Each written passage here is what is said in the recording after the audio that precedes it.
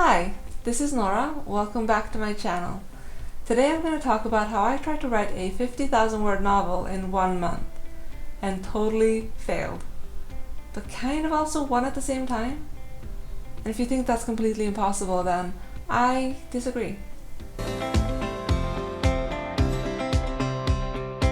Hey guys, so today I'm going to be starting something that I've been wanting to do for a long time, and it's basically going to be a challenge for the month of November.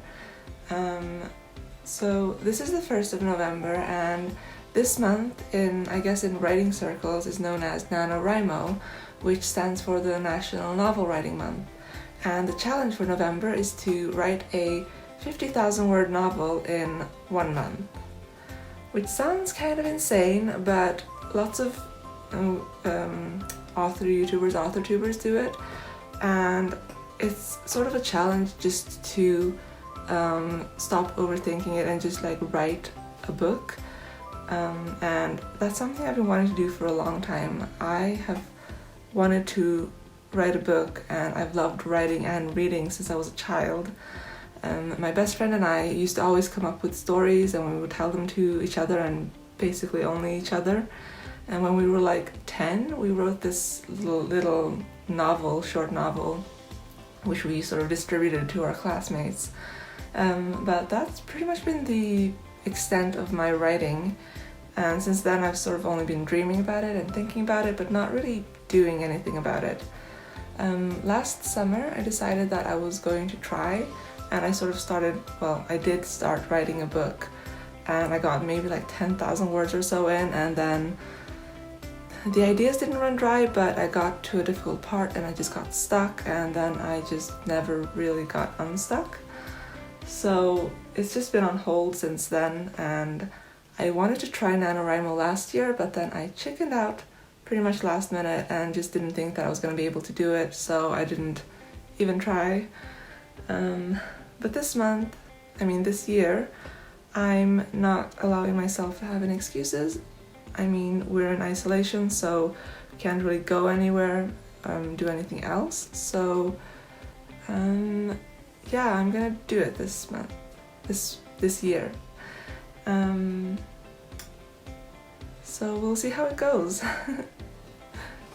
So in the spirit of self-improvement and trying new things and not being so afraid all the time, I decided to just go for it, and on November 1st I signed up for the NaNoWriMo website, and I started the journey and tried to write every single day, which I did not succeed at, but I tried.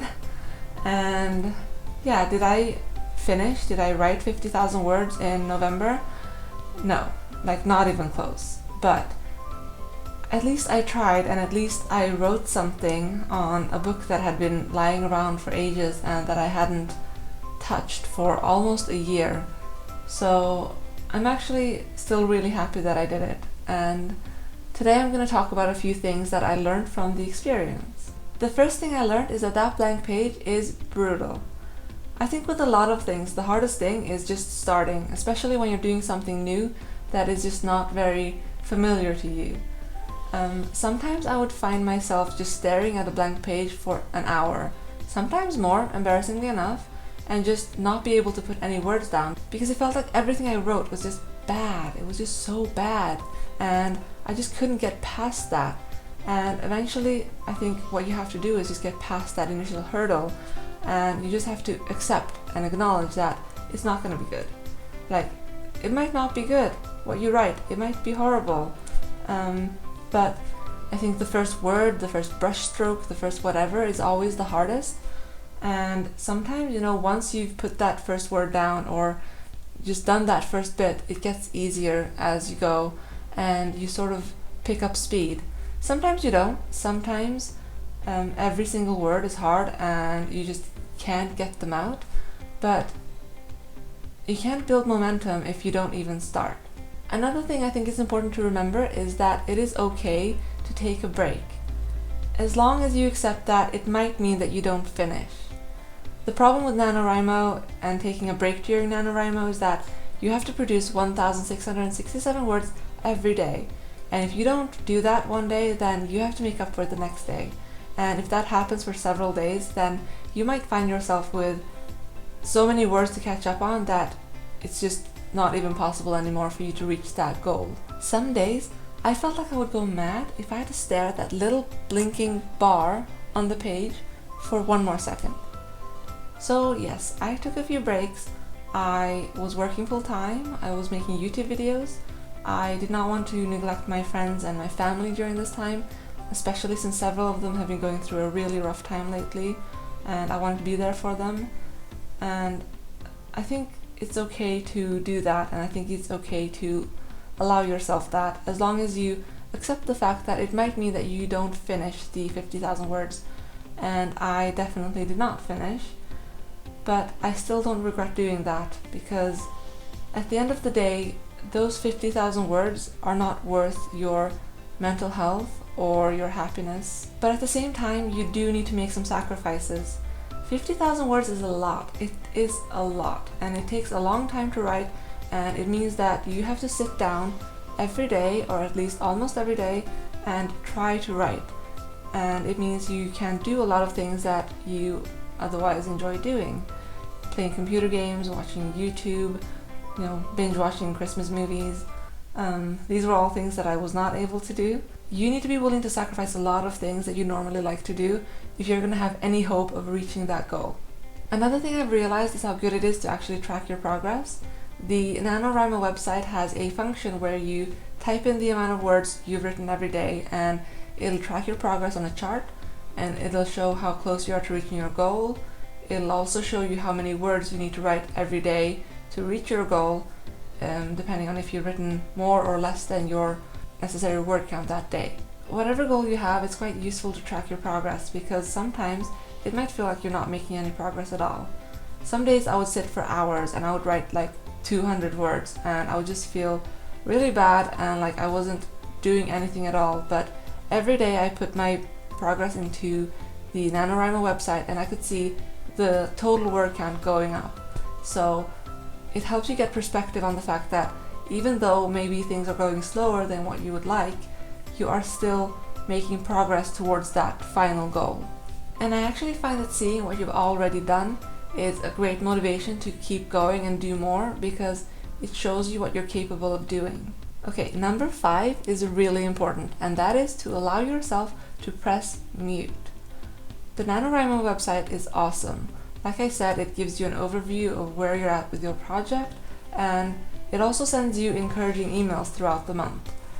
Now, as the days went on and it became increasingly clear that I was not going to finish, those encouraging emails became just stressful. So I just started ignoring them and not reading them and just pretending they didn't exist, and honestly, it helped. With my sanity, if nothing else. Number 6, any progress is progress. You might not reach 50,000 words.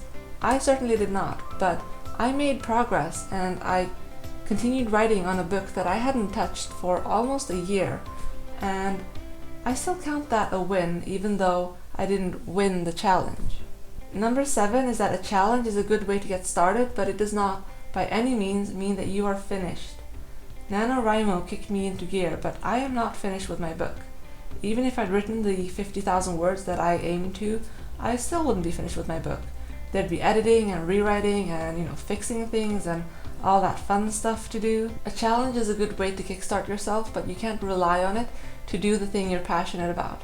At the end of the day, you have to rely on yourself, and you have to push yourself and keep yourself going. Number 8, don't compare yourself to others. Some people make amazing progress. Some people write very, very fast. Some people take longer. I definitely take longer. But I've heard a lot of people say that writing is a muscle, and if you don't exercise it, it'll be harder and it'll take longer, and obviously it'll take you longer than for someone who has been exercising it for a long time.